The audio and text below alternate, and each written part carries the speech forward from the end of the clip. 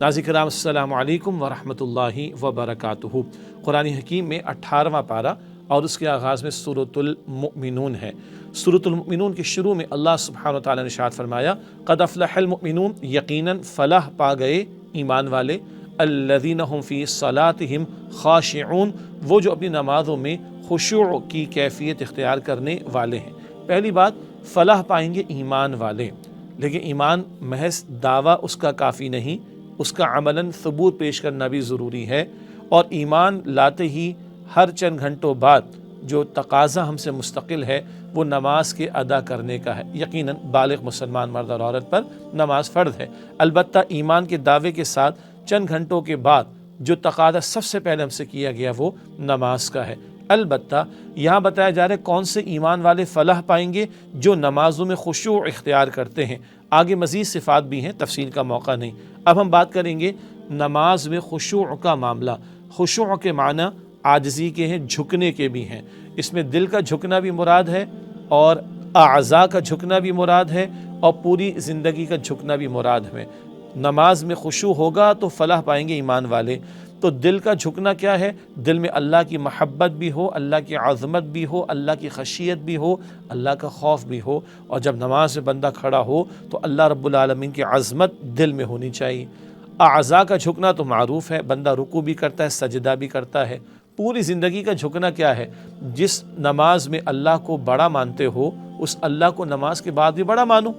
جی، نماز میں اللہ کو بڑا مانتے ہیں، اللہ اکبر کہتے ہیں، تو سلام پھیرنے کے بعد بھی نماز کے بعد بھی اللہ کو بڑا ماننا چاہیے۔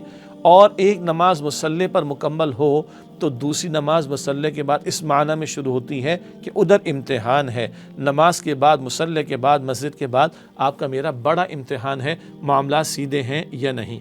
اور پوری زندگی کا جھکنا یہی ہے کہ جس رب کو نماز میں بڑا مانتے ہو پوری زندگی میں اس کو بڑا مانو اور مرتے دم تک اس کے مسلم یعنی فرما بردار رہو۔ وَلَا تَمُوتُنَّ إِلَّا وَأَنْتُمْ مُسْلِمُونَ، اور تمہیں موت آئے تو اسلام کی حالت پر آئے۔ سورہ ال عمران آیت نمبر 102 میں یہ بات آئی۔ اب نماز میں یہ جھکنا دل کا، اعضاء کا، اور یہ پھر یہ کیفیت پیدا ہو کہ پوری زندگی جھکنے کے لیے بندہ تیار ہو، اس کے لیے بہت اہم بات یہ ہے کہ نماز میں توجہ بڑھنی چاہیے۔ ہم نماز میں جو تلاوت کر رہے ہیں ٹھہر کر تلاوت کریں، جو الفاظ پڑھ رہے ہیں اذکار کے اور دعاؤں کے، مثلاً سبحان ربی الاعلیٰ، سبحان ربی العظیم، سوچ کر پڑھیں۔ تلاوت کریں الحمدللہ، سوچ کر تلاوت کریں، تھوڑا ٹھہر کر۔ حدیث شریف میں آتا ہے کہ بدترین چور وہ ہے جو نماز میں چوری کرتا ہے، بدترین چور وہ ہے جو نماز میں چوری کرتا ہے۔ ٹھہر ٹھہر کے نماز ادا کرنا، اور جو تلاوت کر رہے ہیں یا اذکار کے الفاظ دہرا رہے ہیں ٹھہر ٹھہر کر۔ پھر کیا اچھا ہو کہ جو الفاظ ہم تلاوت کر رہے ہیں سورۃ الفاتحہ اور قرآن پاک کی کچھ آیات، ان کا ترجمہ بھی ذہن میں ہو، اذکار کا ترجمہ ذہن میں ہو، دعاؤں کا ترجمہ ذہن میں ہو، اللہ تعالیٰ کی عظمت ذہن میں ہو تو توجہ بڑھ جائے گی۔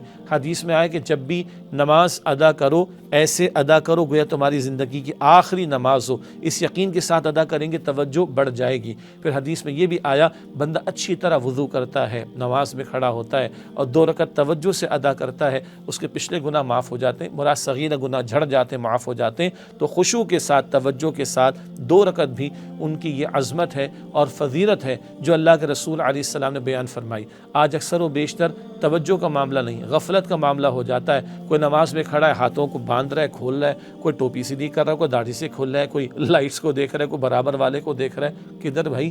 اللہ رب العالمین کے سامنے کھڑے ہو، اس کی عظمت کا احساس ہونا، یہ یقین کہ شاید یہ احساس کہ شاید اس کے بعد پھر اللہ کے سامنے کھڑا ہونے کا موقع نہ ملے، رکوع سجود کو اطمینان سے ادا کرنا، اور جو تلاوت کر رہے ہیں سمجھ کر یعنی توجہ سے ادا کرنا، ٹھہر ٹھہر کر اور سمجھ کر ادا کرنا، اذکار اور دعاؤں کو بھی یہ کیفیات ہوں گی تو نماز میں خشوع بڑھ جائے گا۔ اور کامیابی ان ایمان والوں کے لیے ہے جو صرف نمازی نہیں ہیں بلکہ وہ نمازی ہیں جو اپنی نمازوں میں خشوع اختیار کرنے والے ہیں۔ اللہ ایسے ہی نمازیوں میں ہمیں بھی شامل فرمائے، آمین یا رب العالمین۔ وآخر دعوانا ان الحمدللہ رب العالمین، والسلام علیکم ورحمۃ اللہ وبرکاتہ۔